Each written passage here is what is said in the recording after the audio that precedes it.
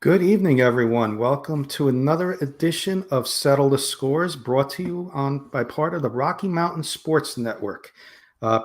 Filling in for Ryan Scoops Woodhams, who's traveling at the moment. I'm Kenny Kirkpatrick, know me as Kenny K from K&K Sports Show on the East Coast. You also catch me on Denver Bronco Roundup time from time on the Denver Bronco Roundup podcast with the guys. Tonight, I'm here with my good friend Trevor Salzman, filling in for Ryan Scoops Woodhams as well. Trevor, how are you doing tonight? Doing great, Kenny, and excited to be here. And got a little Broncos in the background here too, but also rocking a little bit of Rockies. So I'm ready to roll with this great show. It's funny, I'm East Coast diehard Yankee fan, but also like my Rockies when they were an expansion team. I'll get to a little story that in our intro. But I got a Rocky up here too, but it's the Sylvester Stallone Rocky. So I guess it's a similar word, right? But different meaning. But all joking aside, Ryan's traveling. I do want to shout out Ryan Scoops. We're filling in for him tonight. He's doing well. He's on his way to Jackson, Mississippi, start a new venture, and we wish him the best of luck. He will be back soon doing another episode of Settle the Scores. But he's going to be attending this fall the Mississippi College of Law.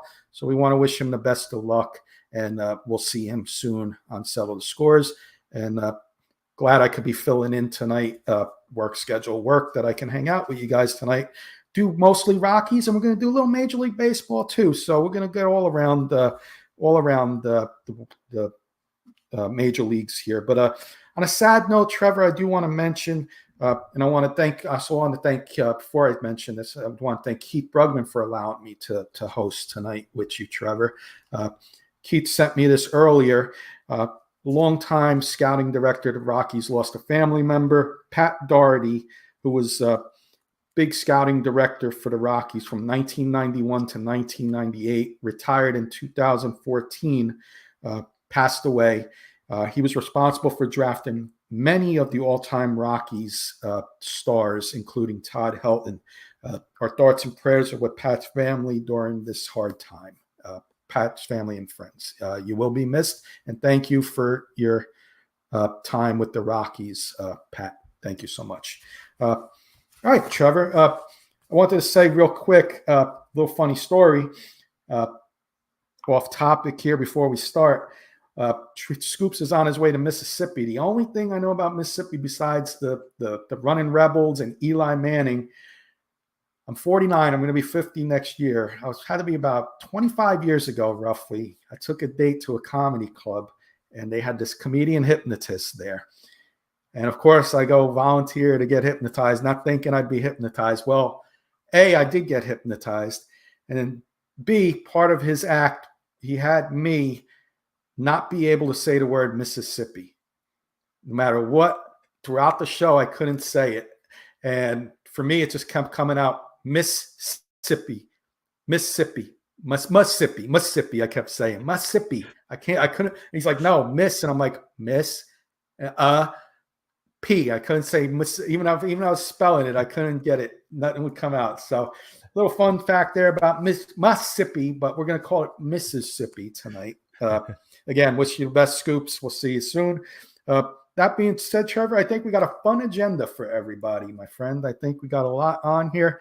Going to do it Settle the Score style, but we're also going to bring in K&K, a little Denver Bronco roundup to it as well. Even though it's a Rockies podcast, we're going to have some fun, I think, throughout the hour. Our first topic that you and I came up with is the Rockies All-Star, the guy that I think they're going to build the team around, Trevor. Mr. Ryan McMahon, why don't you give us your thoughts on his first half of the season?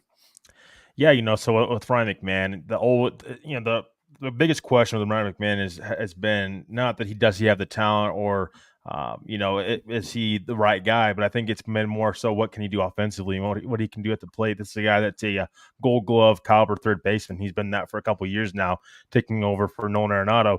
Ryan McMahon this year in the first half of the season sitting 272 with on base percentage of 350, 447 slugging, 14 home runs and 45 RBIs. He also is has the second highest WAR on the Rockies right now. It's a 2.7 WAR.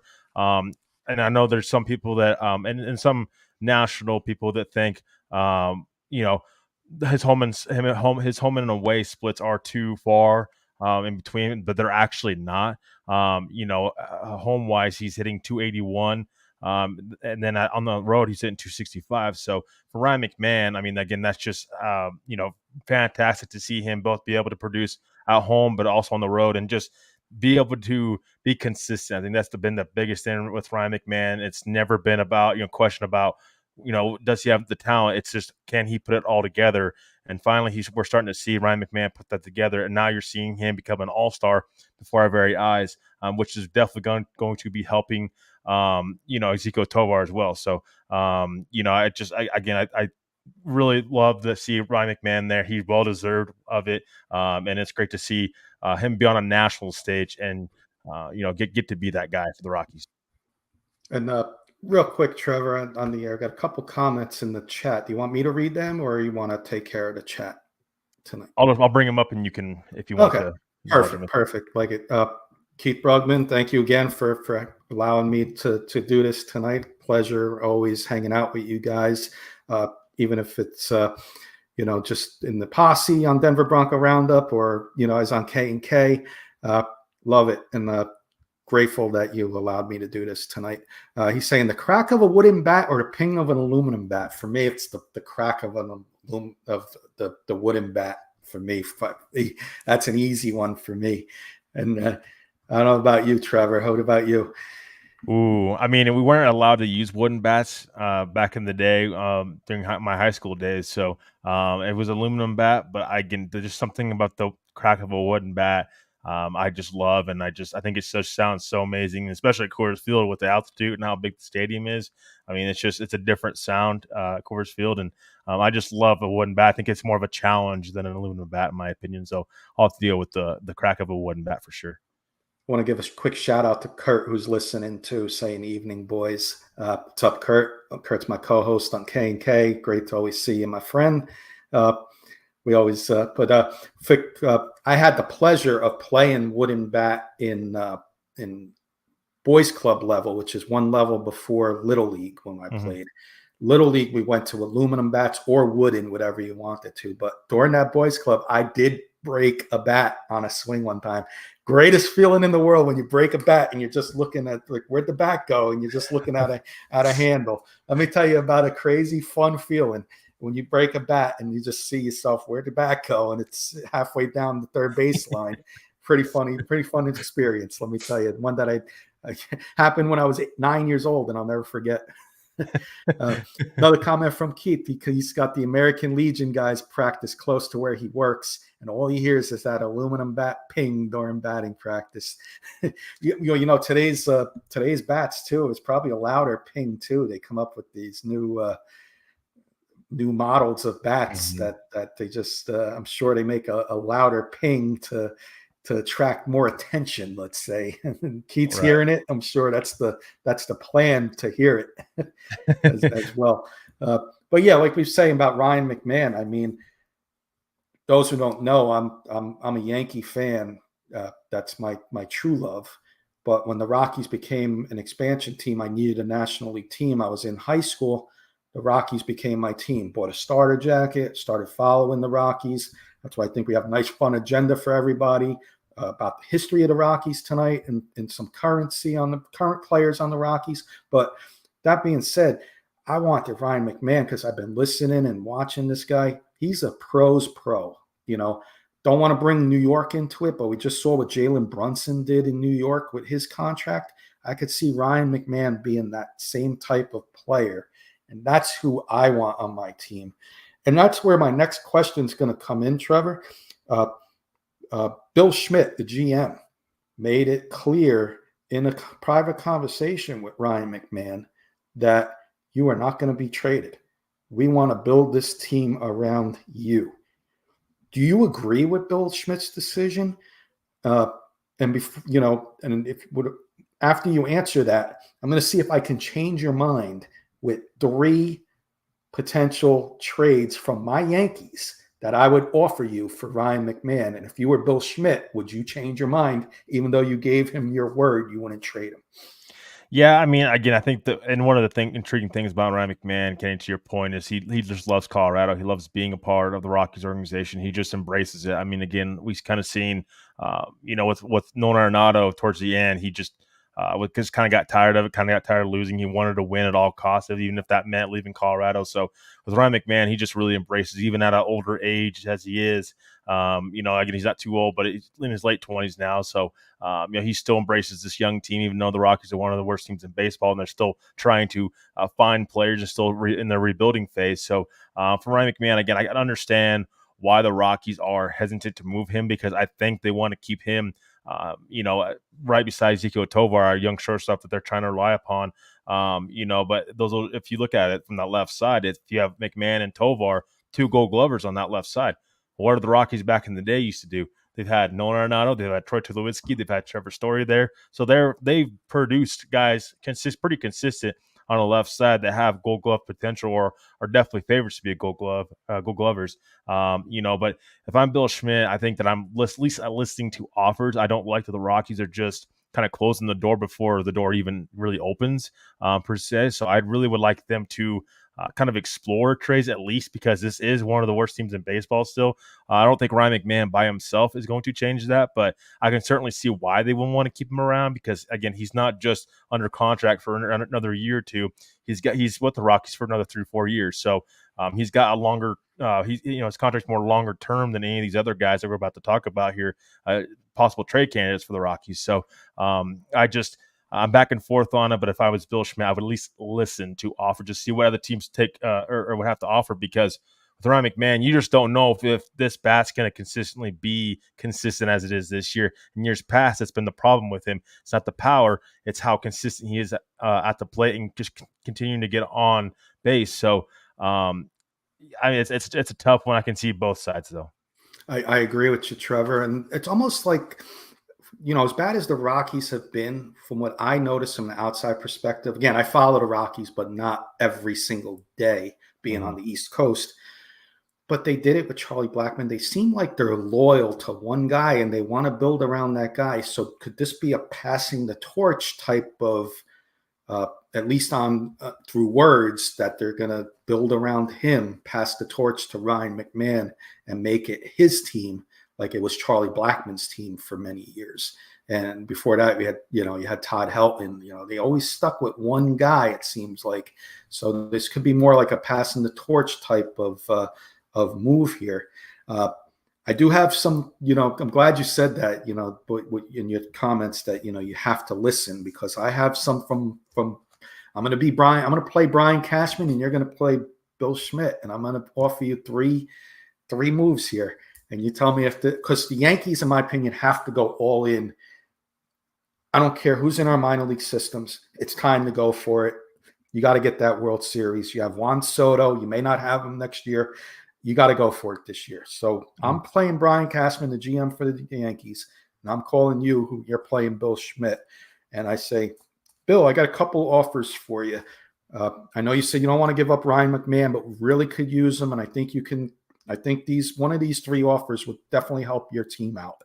First offer I'm giving you is our top pitching prospect, Casey Hampton. I know Rockies can use pitching help for sure. And I'm going to give you a guy that can probably fill in and take over for Ryan McMahon, and that's Oswald Peraza, who's in a numbers game with us behind Volpe. So that's my first offer to you. I'm going to give you my other two offers, and you tell me if I don't want to just give you one offer. So I'm going to offer you three because I really want Ryan McMahon. Second one, I'm going to give you one of our top two prospects in the minors, Spencer Jones. And I'm going to team him up. I know he's hurt, but I think when he comes back, he's on our roster right now.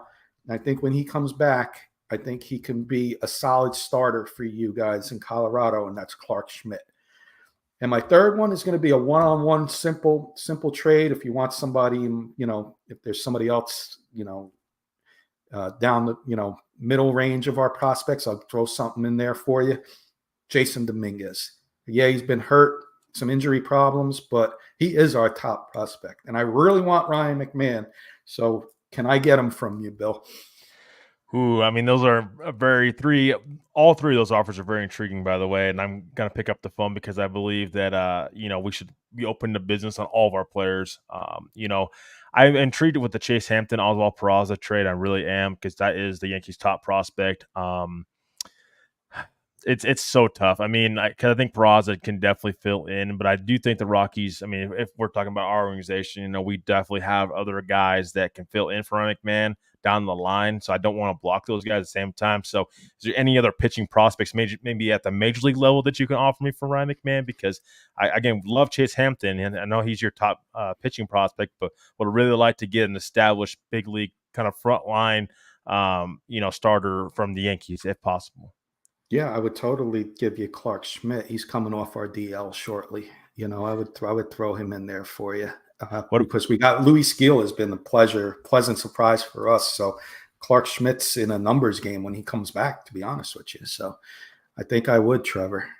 Would you do would you do a Luis Gil for Ryan McMahon and Chase Hampton? I really don't want to give up Gil because he's major league rookie of the year candidate. So I really don't think I can do that. And I really don't want to do that to the kid too and send him out to Colorado.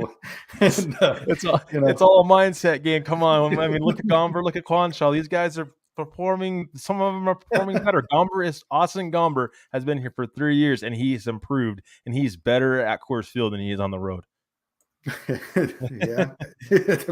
Well, we could segue right into some players I think can't get traded here, Trevor. I know it's more of like an open agenda type thing. We got some stuff written down. I had this a little later on, but why don't we do this now? I'm just going to get to a couple of the ones real quick. Want to do Keith's question real quick? Yeah. Yeah, he wants to know why for Schmidt. Why McMahon if you're Schmidt? Why not Arenado, Trevor?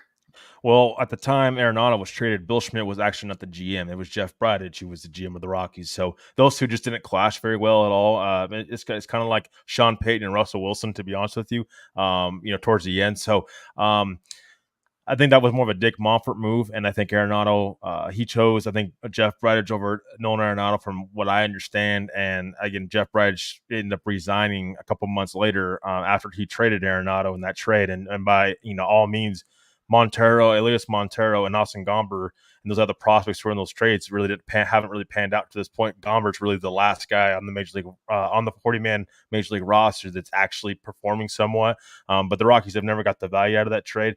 I think if Bill Schmidt was in place, I think there might have been a better chance that Nolan Arenado would be a Colorado Rocky right now, or he would have gotten a better return for Arenado. Jeff Bridich just wasn't really much of a GM that liked to trade a lot. Here and there, he would make some trades, but he just didn't really, love making trades. Bill Schmidt's kind of turned that page a little bit. He's kind of gained Dick Monfort's trust a little bit over the past couple of years, and he's really, acquired, some really good pieces. I mean, you talk about Nolan Jones and Kyle Quantrill from the Guardians. I mean, those two guys have really produced for the Rockies in the past. I know Nolan Jones is kind of having not a very good year this year, but he's been dealing with some back injuries. But last year, we're talking about this guy potentially being an all-star. Potentially being a building block for this team. Then Kyle Quantrill, he's been one of the Rockies' best pitchers this year, and he's really just embraced Coors Field a ton, and that's just what I really like. But Arenado, I think what the biggest thing with Nolan Arenado is he wanted to go to a competitor. He wanted to go compete, and up to this point, it really hasn't worked out for him, unfortunately, with the St. Louis Cardinals. But I don't think that he wanted to stay here with the Rockies, in Colorado with the Rockies, and potentially just have more losing seasons as they really didn't do much to get better the previous offseason.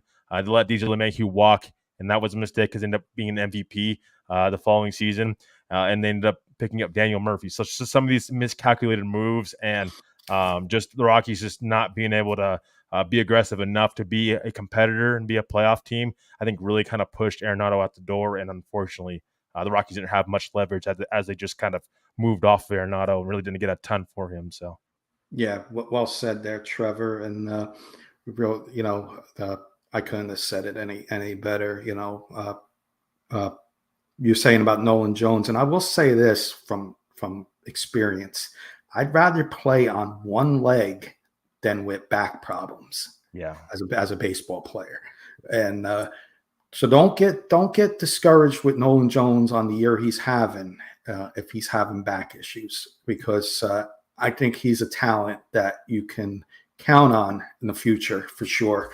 But yeah, Arenado, unfortunately, he's in St. Louis now. I was hoping that St. Louis would have been out of it by the deadline, and maybe that would have been a move the Yankees went for. But Keith wants to hold out for Judge. Imagine Aaron Judge in Colorado hitting 500-foot bombs. Oh man, on Blake Street. Yes, please. Keith, I think you're just dreaming a little bit. I would love Juan Soto, though. I mean, if the Rockies went after Juan Soto next year and forgetting to see, I mean, imagine Juan Soto at Coors Field. I mean, heck, this guy might be hitting 50 home runs if he ever came to Colorado and played at Coors Field.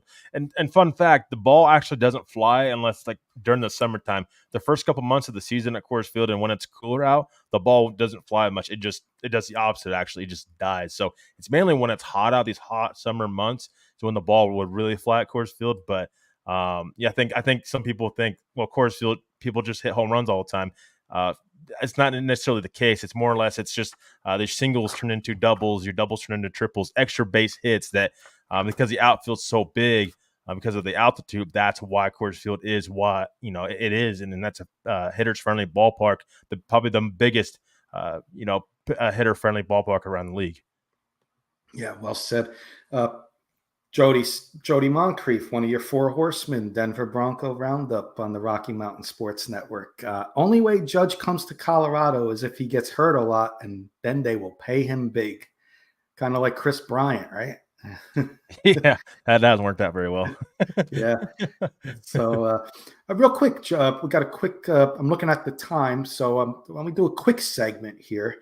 Keith saying Vlad Jr., I take him in Colorado too. Oh, but another name, by the way, and this is a former Rockies son, Bo Bichette. I take Bo Bichette in Colorado all day. Make him your DH. And then that guy's got a ton of power. Yeah. And he used to be, again, his dad used to be a former Rocky and Dante Bichette. So I would love Bo Bichette on a Colorado Rockies uniform. That would be nice. I would like that. I like Bo Bichette a lot. And I wouldn't have to see him in the American League East much as being a Yankee fan. I got a fun one for you in the audience, and looking at the time, so I think we can get this done in the time we needed. It's Mount Rushmore. It's a simple one.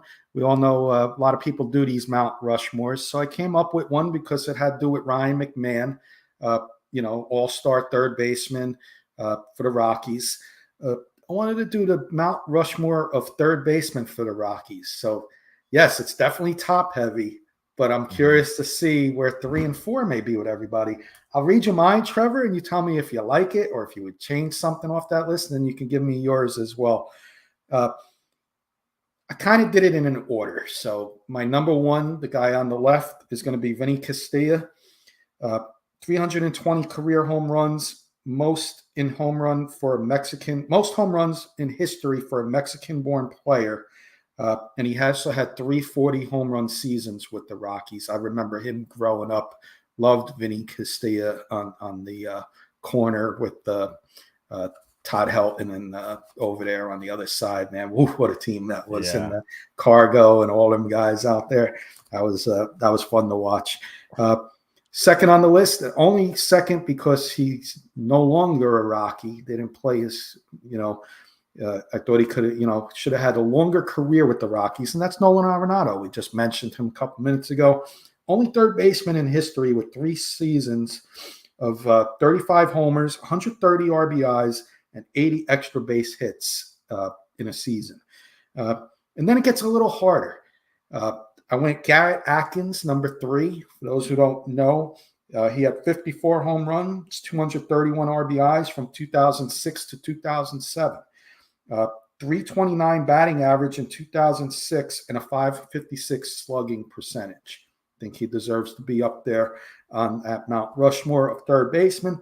My last one, you might not agree with it, but I'm going to go with it because he did only play one season with the Rockies, but it was, in my opinion, his best season. Jeff Cirillo, All-Star in 2000, 326 average, 115 RBIs, 111 runs batted in, and 53 doubles that year is my number 4, and maybe the Teddy Roosevelt of the Mount Rushmore.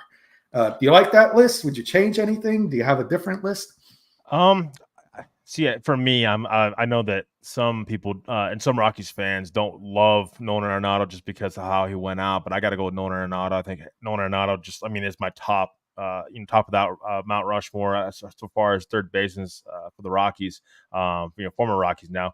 But again, Vinny Castilla holds a close, he's close to my heart because he's a guy that's still a Rocky to this day. He's a special assistant to GM Bill Schmidt now, Nice. So.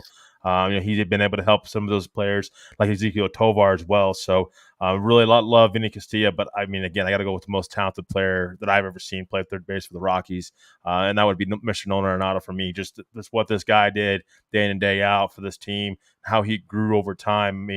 We didn't hear a ton about this guy from day one, and then he just really grew with the fan base, and he really was your superstar player. I wish he could have stuck around with the Rockies long term. I wish they could have been a little bit better about being competitive in some of the moves they made. And then, especially letting DJ LeMahieu walk after they made the postseason in 2017. That was a hard one. And then turn around and signing Daniel Murphy, which never turned out to be good for the Rockies for the exact same money that DJ got with your Yankees. So for me, Nolan Arenado, I think far and away, I think this is a Hall of Fame caliber third baseman. I think he'll go down as a Hall of Famer. I don't know, when he will get in the Hall of Fame when his career is over and how soon he will, but just what he did and just at the plate and at, defensively, just one of the best third basemen that I've ever seen defensively wear a Rockies uniform, but just in baseball in general, at his peak, he was probably the best defensive third baseman in baseball. So we don't lose it in the comments, I want to give a shout out to Big E Bronco. Next, and he's a fan of the Denver Bronco Roundup.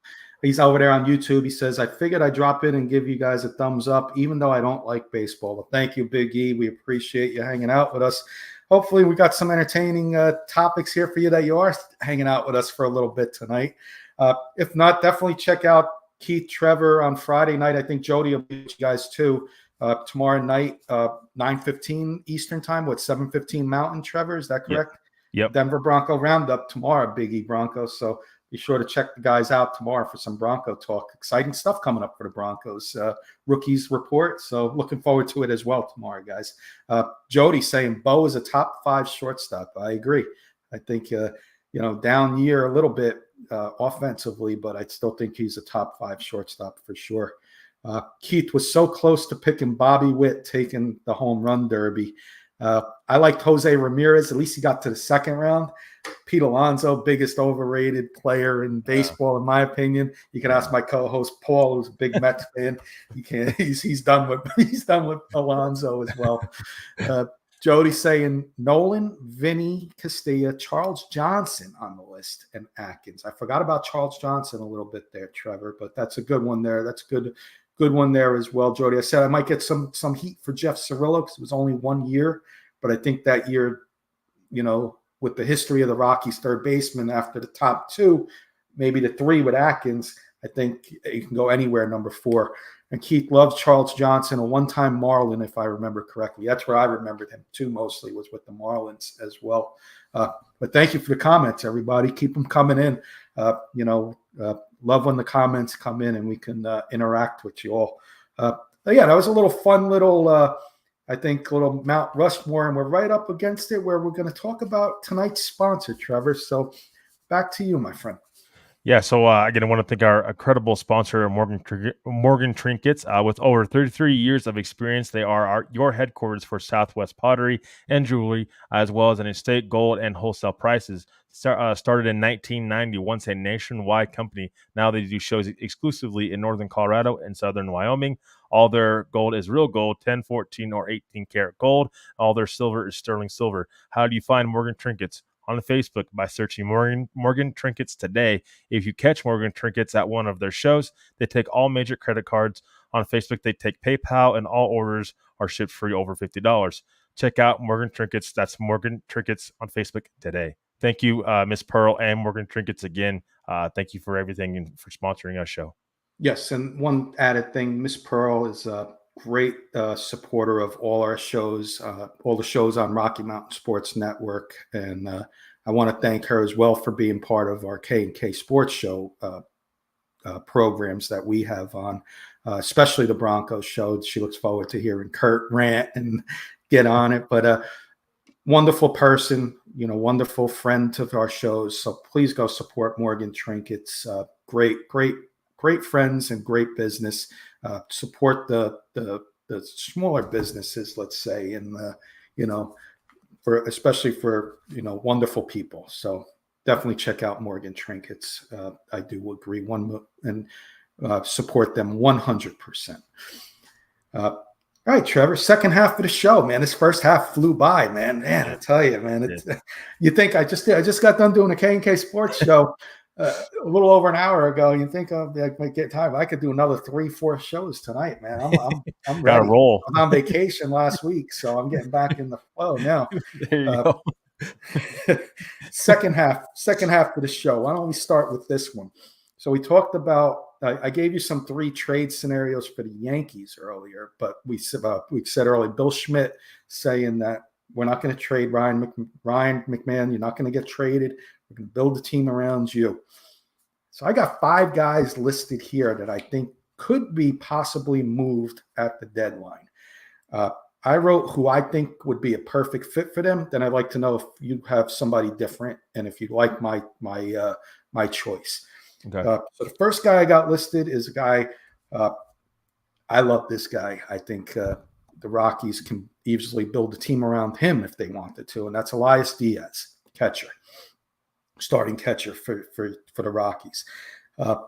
Perfect fit, I think, for him is a team that I think is surprising people in the American League, and I think they're going to be spenders at the deadline. And they can use some help at this position, and that's the Cleveland Guardians.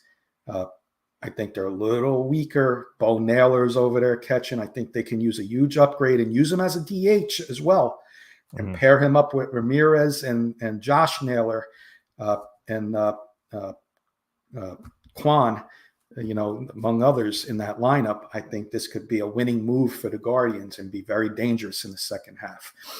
Your thoughts, Trevor, and you have somebody different that you could see him going to?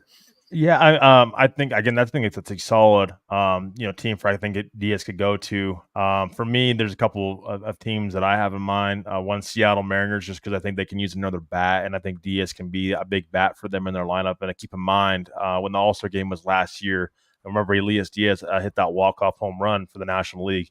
So then that was in Seattle, so they know Elias Diaz pretty well there from just.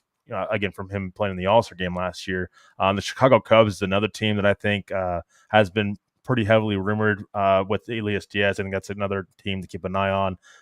Again, they've been on a little bit of a slump lately, but if they get back into it and they want to be buyers, I think Elias Diaz would be, I think, a perfect fit for the Cubs. And I would keep in mind the Rays, depending on the price for Elias Diaz, which again, he's going the second half of the season. You're only going to get him for the second half of the season because his contract's up at the end of the year. So that's why the Rockies are going to probably likely to move on from Elias Diaz. They probably had opportunities to extend him, but I think they have a young catcher in Drew Romo in the minor leagues that they want to get some playing time with, and also Hunter Goodman, another guy that's kind of been sitting the bench for them lately. Can play catcher for them, so I do expect one of, if not both of, Diaz and Stallings get moved. But 2 teams, keep in mind, Cubs and the Rays.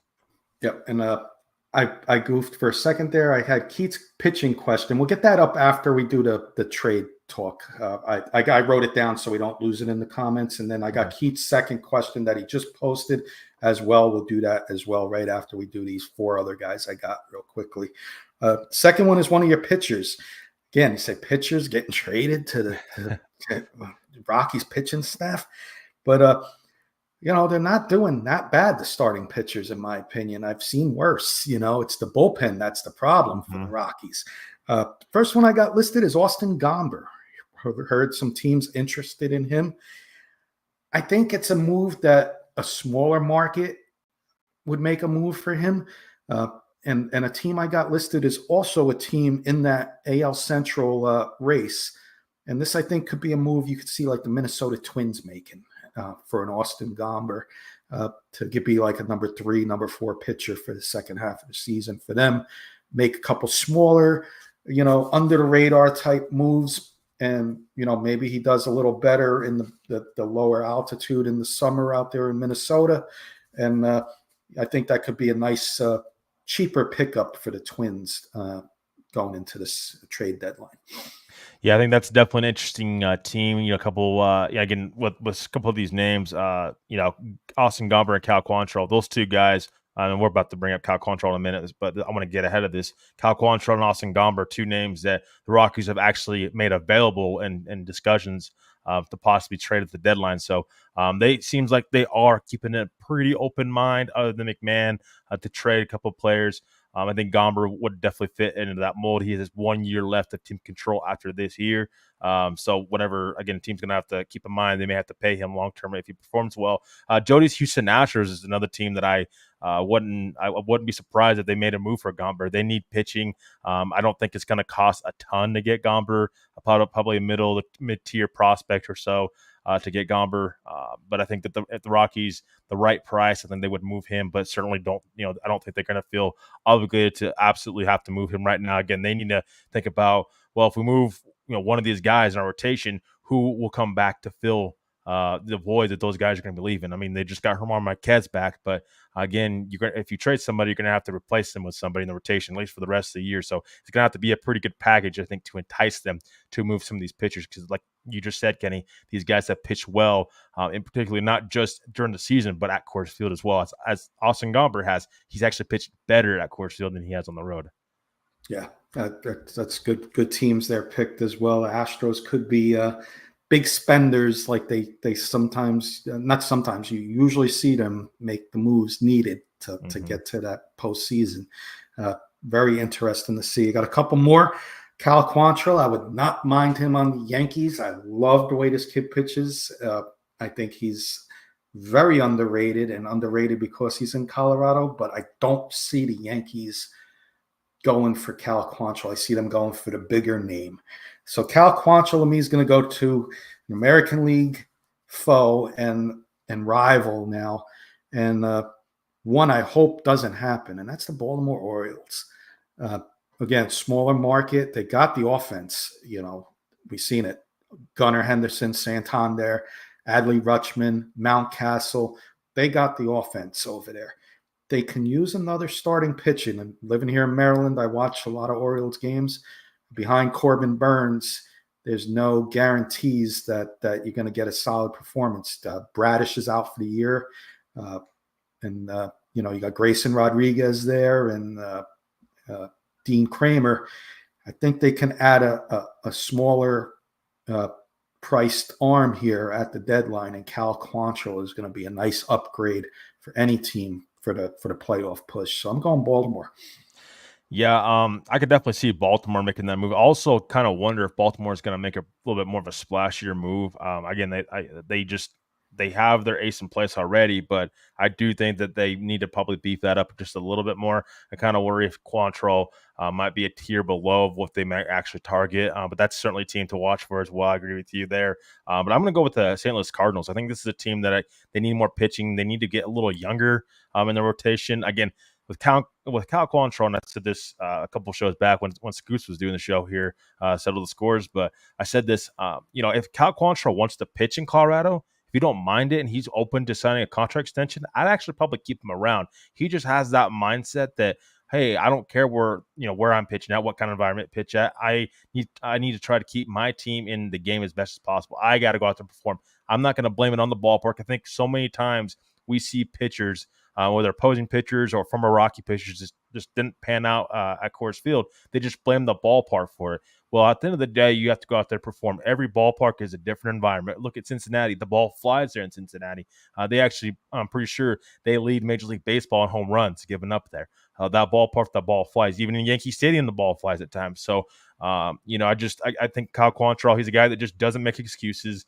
He just goes out there and gives it his all. And when he's on, I mean, he's just so fired up. He has a ton of energy, and he just brings that to a rotation. Just is that solid starting pitcher. Maybe that's not the all-star pitcher that the Rockies need, and don't have.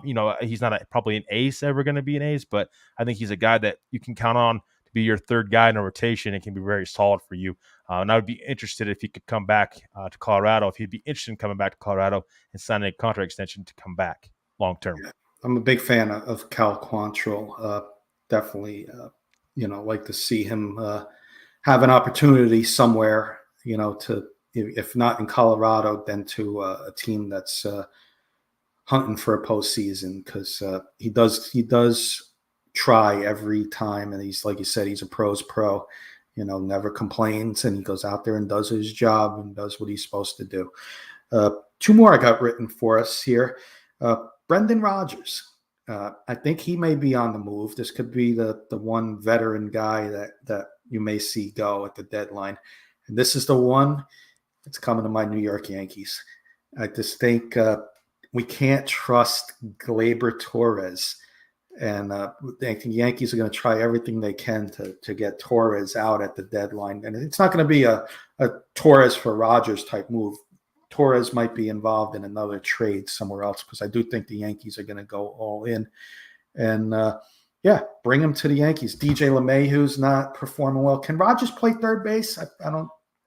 He's probably more or less of a second baseman. He was, when he was first drafted, he was a shortstop, but I think the arm is not where it needs to be to play shortstop. So I would worry about throwing him in at third base. I think he's primarily probably a second baseman.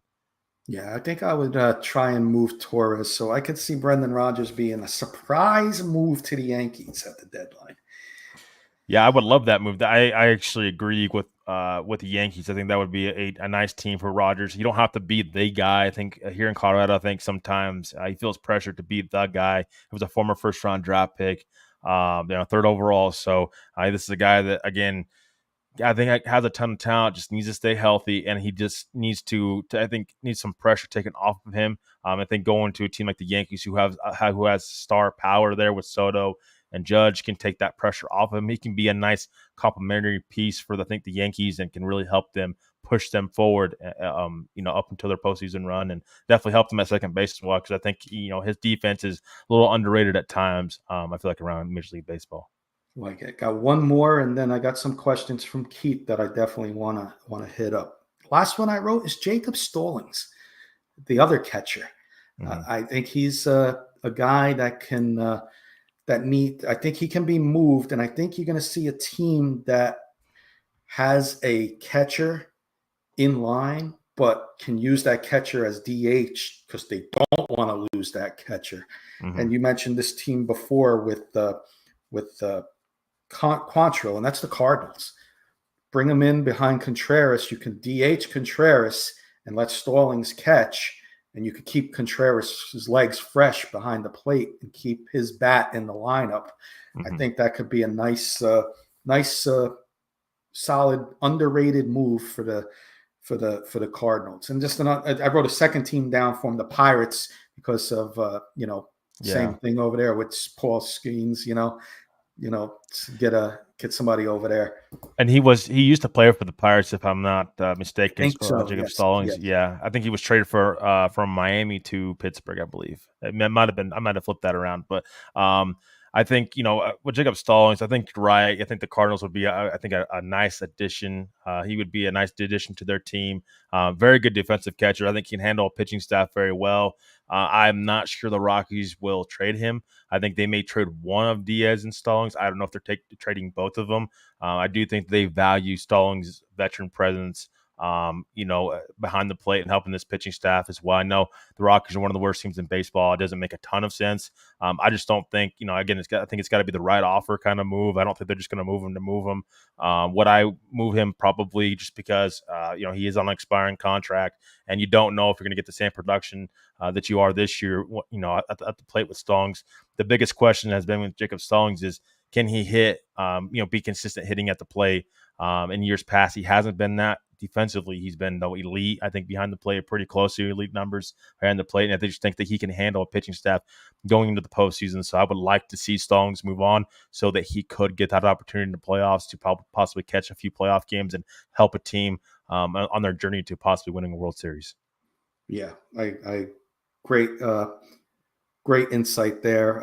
I could see I wouldn't see both catchers moving either. So if Diaz was to stay, I could see Stallings. If somebody's going to offer me a mid prospect for Stallings, yeah, I'm going to take that. A pitching prospect that for an aging backup catcher, it's a no brainer for me. Let's get to some of Keith's questions. The first one I want to do, Keith wants to know if the Rockies could they buy at the deadline. I'm going to say buying, meaning I think they're going to stick with only. I'm drawing tongue tied there for a second.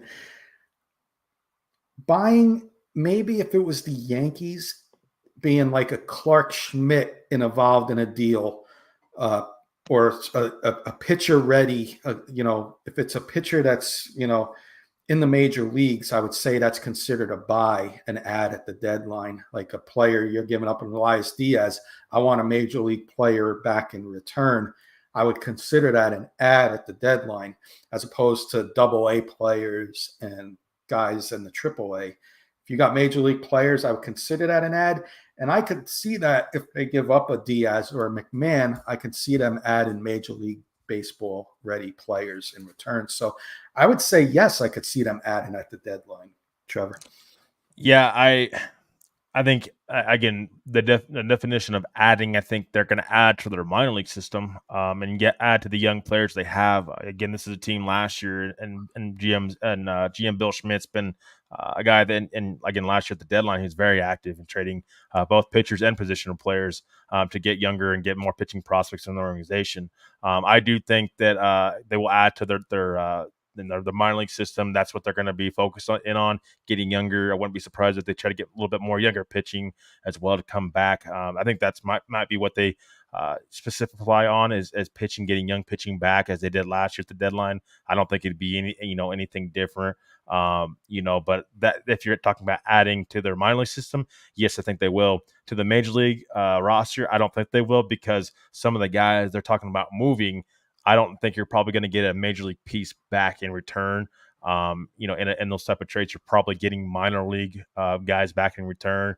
As we don't think they're going to trade Ryan McMahon. So that if they trade Ryan McMahon, there's a chance they would add to the major league roster, possibly. But some of those other trades, you're probably going to see them add to their minor league system more than likely. I would specify pitching would be where I think they will add as they continue to try to bulk up that their young pitching in their organization. Now, real quick hitter type question for you, maybe in 30 seconds or less. Do the Rockies in the AAA in their minors, are there players there that are stuck in a numbers game, in your opinion? So if you were to trade a Diaz or a Gomber and Quantrill, let's say, or any of these five guys, is there somebody that's stuck in a numbers game that can come up and be part of the Rockies and contribute the second half of the season? Their top pitching prospect, Chase Dollander, he's about to be in AA. I don't think he's quite ready yet. I think positional players, definitely. I think that's why you're seeing Brendan Rodgers' name kind of being rumored out there, because you have Adel Almodor. You're one of the Rockies' top prospects that can play second base, and he's kind of the next in line. Carson Palmquist is another pitching prospect that isn't their top guy. Probably doesn't have top of the rotation type stuff, but is a guy that I think has been down in the minor leagues for a while. Could be a guy that they call up if they were able to move a Quantrill or a Gomber, a type of move. But the Rockies, their positional players, they're pretty stacked in their minor league system, in their organization. The problem is the pitching. They need more pitching, and you could always use more pitching in Colorado, of course. And I'm not trying to sit here and say that, I'm not trying to, have a easy answer here, but they need more pitching talent, in my opinion. They got some in the draft a little bit. They have Dollander, who they took a year ago in the draft, but I do think that they continue to add more young pitching. That's kind of been their philosophy, Bill Schmidt's philosophy in some of these trades, and that's why he made the amount of trades he made last year's try to get as many young pitching prospects as possible, and you're hoping some of those, and obviously developing to see what guys do break out and are major league starters, and then there'll be a chance that some just don't pan out at all. So we want to try to get as many young arms as possible in the organization, develop them, and then see what happens. Gotcha.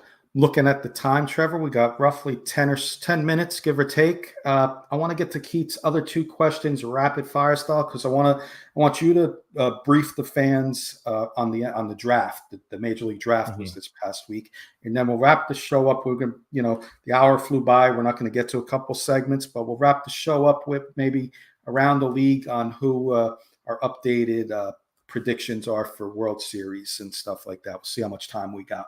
Let me get Keith's second question. We're going to do the one he just posted. Staying in the NL West, what do the Diamondbacks need to add to stay in the race? I'll just say starting pitching. Jordan Montgomery hasn't done anything what they thought he would do. He's struggling first half of the season. I think they can add an arm. I'll tell you two names. I think a surprise team that may be sellers that nobody's talked about, and they got two starting pitchers. Detroit Tigers. Carson, hold your ears if you're listening. My good friend Carson over at K&K, big Tiger fan. Jack Flaherty and Tariq Skubal could be on the move, and don't be surprised if somebody like my Yankees or somebody goes all in for Tariq Skubal here. But Jack Flaherty's a name to watch out for, too. I think the Tigers could be a seller at the deadline. Yeah, Tariq Skubal, if any team got a chance to trade for him, you definitely take it. But that's going to cost you a ton to give up. I think if Detroit would ever move Skubal, I think they would just get a haul back. And, I mean, maybe they will. I don't think they will because of how talented he is. But he's just, I mean, if you're talking about like a Yankees or, Arizona Diamondbacks, you have to give up a ton of your top prospects to get them. Same thing here with me. I think pitching for the Diamondbacks is a real concern. I really like their plethora of young positional players that they have in that organization with Jordan Lawler and some of those guys they have there. Drew Jones, which I don't, again, he's still coming up in their minor league system, very talented outfielder. I think pitching is definitely something they need to look at. I don't know how much they're going to go all in for it this year just because they still are waiting on some of that young talent to come up, but it's certainly possible. I wouldn't be surprised if they did make that big blockbuster move to try to catch the Dodgers and, possibly be in a wild card playoff team. And that's all you got to do is get to the wild card. It's proven, right? Every year you see a wild card team get to the World Series. It's been for how many years now? It's a few years now that it's been at least one wild card team in the World Series. So the way the playoffs are set up now, just get to the wild card and you got a chance. And Keith's question he asked earlier that we held, since the Colorado Rockies get such a bad rap for pitching, who is your favorite Rockies pitcher of all time? I'll go first, Trevor, because you're the Rockies fan, so we'll let you have a little more time on it. I'm going to go, believe it or not, I'm going to go relief pitcher, Houston Street. I love when this guy came in and he just had that style, and you knew, even though you were in Colorado, you knew when this guy came in, you were winning the game. And a very, very, in today's baseball, underrated closer. When you talk closers, of course, you hear Mariano Rivera, Trevor Hoffman. You don't hear Houston Street's name mentioned much. And just the name, not because, that's way before the Astros were good that I liked him. So I'm not an Astros fan, but I still like Houston Street. That's the only Houston I'm going to say I like on this show tonight. But Houston Street, the closer, I'm going to go with there, Keith. I'm going to go with a guy that I just a big fan of, and I've always been a big fan of, and that's who Mr. Robaldo Jimenez. I mean, this guy just was so electric at Coors Field, and actually one of the few Rockies pitchers, starting pitchers that ever start an All Star game. So he was a guy that just had electric stuff, 97 mile per hour fastball that had movement on it, had a slider that was very dirty. I mean, he was just so dumb, and I got to actually watch him in person at Coors Field. His stuff moved very well at Coors Field. That's why I say, I mean, out of all the Rockies pitchers, I think the biggest problem with the Rockies hasn't been the ballpark and how these guys can pitch at it. Yes, it's one of the most difficult ballparks to pitch at because the outfield's so big and the air sometimes does become a factor with the altitude. But the biggest thing has been stuff. I think number one, ace caliber stuff can pitch at Coors Field, and Ubaldo Jimenez was a guy that just proved that. I mean, he was so good with the Rockies, and was an all-star caliber pitcher. So, I mean, some people tend to forget that these days. I know it's been a while since they've had an all-star pitcher, but starting pitcher, rather. But Ubaldo Jimenez is that guy, in my opinion, who just was so great at his time and at his peak. And that's why they ended up moving him and trying to get top pitching prospects that just unfortunately didn't work out for them. But I love Ubaldo Jimenez for sure. Gotcha. I like that. An underrated one for me is John Gray, believe it or not. I love John Gray. The guy just got hurt. And Keith has one. He wants to he's skipping to the end of the show. His favorite World Series matchup this year, since it was brought up on the K&K Sports Show, Mariners versus Brewers. Wow. Yeah, that was an underrated one there. That was good. I like that one, Keith. I remember that we were doing that. Thank you, Keith, for all the questions and comments, and along with Jody and others as well tonight. This show flew by. I'm looking at the time, Trevor. Why don't we get into the draft real quick? We're going to skip a couple segments because I'm sure there'll be another time when I fill in and we can go around the league. But upcoming schedule this week for the Rockies, they got the Giants. Start tomorrow's series with the Giants. That's a team I think they match up well with, Trevor. I think they can, I think they can maybe win the series, take 2 out of 3 versus the Giants. I think their offense, they think they can do it. And then they got the hot Red Sox. And please, Colorado, please beat the Red Sox because they're only 4.5 games out of the East now. And I don't need the Red Sox and their fans starting to creep up on us Yankees over here. So please, Colorado, I'll be watching that series very closely. But real quick, Trevor, if you want to talk about the draft for a couple minutes, and then maybe we'll do some predictions on our second half, updated predictions on who we think is going to get to the World Series and our World Series champs to wrap the show up. Yeah, so again, the Rockies, I mean, again, we just concluded the 2024 Major League Baseball draft. And I'm just going to talk about a couple picks the Rockies made that I really liked, them adding to their organization. And again, with a third overall pick in the first round, they ended up taking third baseman / outfielder Charlie Condon. I just really like his power. According to some of his metrics, he just has a ton of power. Hit 37 home runs last year for the University of Georgia, 78 RBIs, and had a 433 batting average. I mean, talk about an eyebrow raiser. That will definitely be one. I think Condon's such a great power hitter and is one of the, my opinion, one of the top prospects throughout this draft that I really liked. I actually thought the Cincinnati Reds were going to take him. They ended up going pitching. The Rockies, it sounded like they just kind of, as soon as Condon became the guy, their guy, they ran, their card up to the podium and just rushed to get him. I think this is a great pick for the Rockies. He has been kind of compared to Chris Bryant. I actually think he has more power than Chris Bryant that will. Has ever, during his career. I think Condon can be a guy, especially at Coors Field, could be a guy that's a 30, 40 home run guy, maybe 35 home run guy, and just a power hitter that the Rockies need throughout their farm system. Really love what he brings to the team as far as power, and we'll see where he plays defensively. There's been some talk that he can play outfield. I don't know, again, how he runs. I don't know how well that'll play at Coors Field. We shall see. Obviously at third base, they have Ryan McMahon right now. So he's a guy that, in my opinion, they're just going to have to wait and see on. But the power of the bat is there 100%. This is an elite bat, in my opinion. Exactly what the Rockies need is they're lacking power, per se, in my opinion, throughout the minor league system and, of course, at the major league level as well. So I think a great pick by the Rockies there in the first round with the first overall pick. And then the competitive balance A pick, Brody Bouchette, out of University of Iowa. Love his fastball. Again, hard thrower.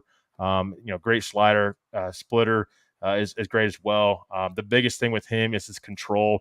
He's got to be a guy that controls the strike zone better and pitches strikes. And again, that can work well with the Rockies, but also can go against them at Coors Field.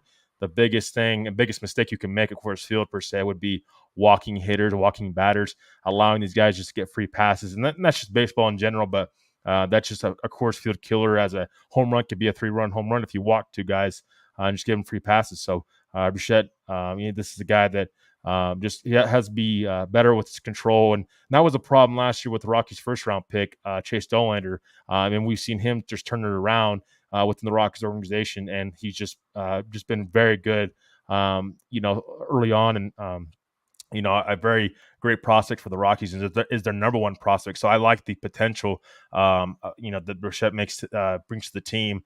And then their last, this other guy that I want to talk about, they ended up picking in the second round, first baseman / outfitter Jared Thomas. Again, I like him as a player. I think he has more better contact hitting tools and power. This is a guy that I think that balance wise overall, defensively can run pretty well, has above average fielding. In my opinion, I think this is a solid pick in the second round for the Rockies. So I think that we'll see with the Rockies' plethora of young outfielders how he does. We'll see if he ends up being a first baseman or outfield. I'll be interested to see what he can do. I think for me, running wise, I think he's definitely can be a guy that can play well, cover ground at Coors Field, and that's one of the problems with Condon that I have is his not sure that he has the speed to cover ground at Coors Field, as we obviously seen with Bretton Doyle defensively. He has the speed to cover ground at Coors Field. So those are three guys that just caught my eye from the draft. The Rockies ended up taking with the first 3 picks in the draft.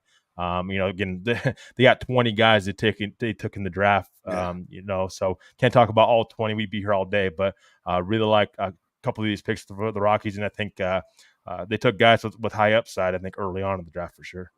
Absolutely. I'm going to read Keith's comments real quick, and then he's got a quick rapid-fire question for you. Looked like Breck has a nice live arm in the highlights, and the other one was I ran out of order there. Sorry. Baseball has been ruined in some ways with the push of hitting and the loss of great pitching. Stop juicing the ball and raise the mound. Thank you, Keith.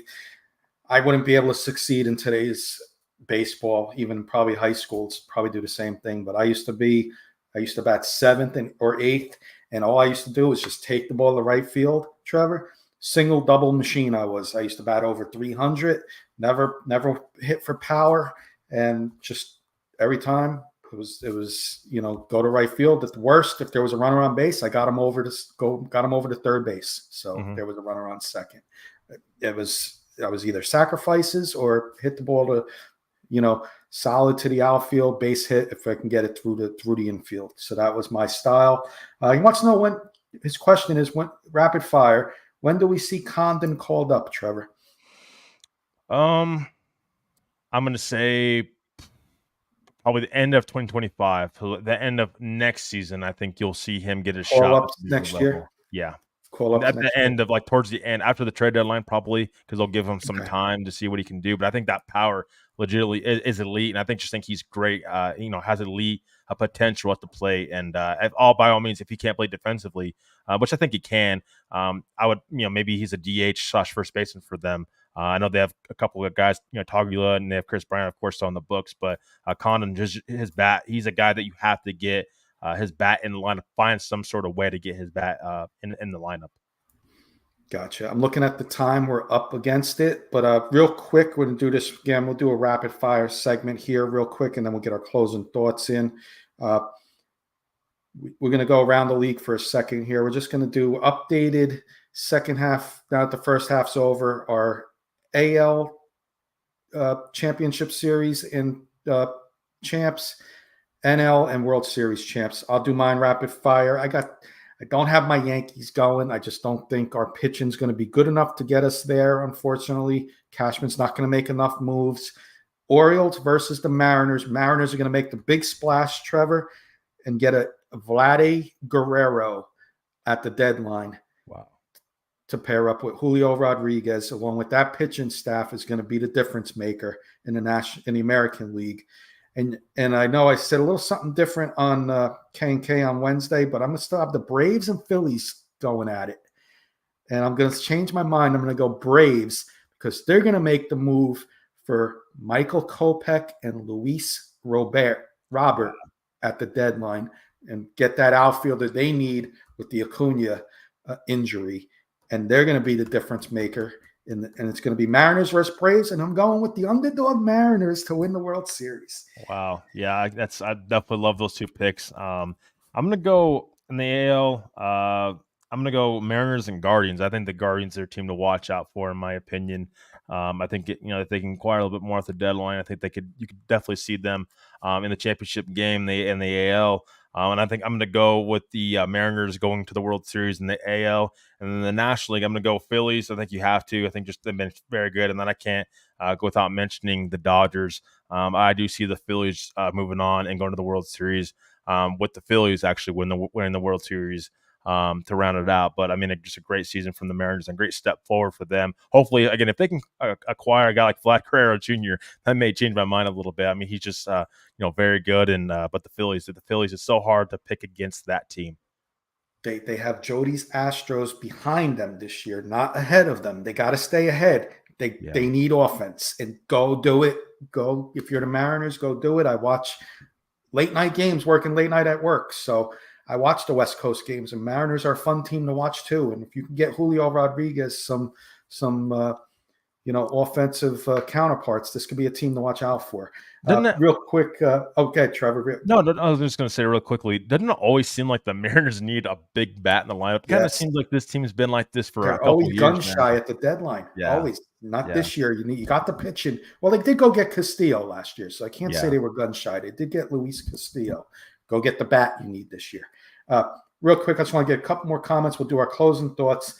Keith, thank you so much for this comment. Ted Williams said players need to play to who they are. Well done in what you did in high school. That's some maturity for your age. Thank you, Keith. That means a lot. He's also saying fantastic. Settle the scores. A huge thank you to both of us. Well, thank you again, Keith, for allowing us to do this tonight. And he loves that there's no love for the Astros here. LOL. LOL. Tyler Anderson, Keith, your all-star. While we're doing closing thoughts, do you think he's on the move, and where would he be a good fit for if he was on the move? Because I think teams are going to be calling for him, maybe Diamondbacks for him. But I'll go first. Trevor, I'll let you get the final words in tonight. First of all, I want to thank you, Trevor, and I want to thank Keith again for allowing me to do this tonight. It's been a pleasure. We always do Bronco stuff. We bring you on K&K, but this first time we did Rockies, and I can go another 2 hours easily, easily doing this. It was a lot of fun. I learned next year, by the way, is our 5-year anniversary K&K Sports Show. Wow. Looking forward to that. We're going to set something up nice. We're going to get together with you guys. Maybe we can figure out a little vacation spot somewhere. We'll do a little something. We'll think of something. But that being said, I learned something in 5 years of doing this. We came up with an agenda, you and I. We ran it by Keith. He loved it. If you don't get to everything on your agenda, that means you had a very good show. Yep. So we didn't get around the league tonight. Like we didn't get around the league. We were going to touch up on around the league, and we were also going to do the upcoming schedule. We didn't get to that, but that's okay because this show was amazing. You guys are amazing. Audience amazing. Thank you from the bottom of my heart for doing this. Can't wait to do it again with you guys. And tomorrow on the Rocky Mountain Sports Network, watching Denver Bronco Roundup with you guys. Yeah, I just want to appreciate you, Kenny. Again, I'll keep my closing thoughts pretty short here. I just want to thank you, Kenny, for joining me tonight. Just again, fantastic. We always have fantastic shows. Whenever we get a chance to collaborate together, and great agenda by you. Again, a ton of credit to you, and you really help boost this show even more. So, just really want to appreciate you, Scoops. I hope you're doing well. Safe travels to you as well, my friend. Get there safe and sound, and hope you have a fantastic time. I just want to thank everybody that got a chance to watch us tonight, guys. That just really means a lot to us, and continue to support the shows that we bring out, because there is really a lot of time and effort that does get to we have to put into these shows for you guys to make sure we're accurate and still being able to entertain you guys as well. So just want to thank Kenny. I get from the bottom of my heart. Thank you for everything that you do for us and the KK Sports Show. You guys are just fantastic over there. There's a reason you've been on for 5 years and you guys continue to grow. So make sure if you're watching us tonight on Rocky Mountain Sports Network and supporting our shows, you go over there and support the KK guys as well. Fantastic shows and can't wait to see you guys continue to grow. But just a big thank you to Keith as well, and to you, Kenny, and to everybody who watches tonight. Make sure to catch Denver Bronco Roundup tomorrow night, 7:15 Mountain Time and 9:15 Eastern Time. Thank you, everybody, and I hope you guys have a great night. Keith saying much love, and Anderson to the Pirates. Good night, everybody. Thank you again so much. We really enjoyed tonight.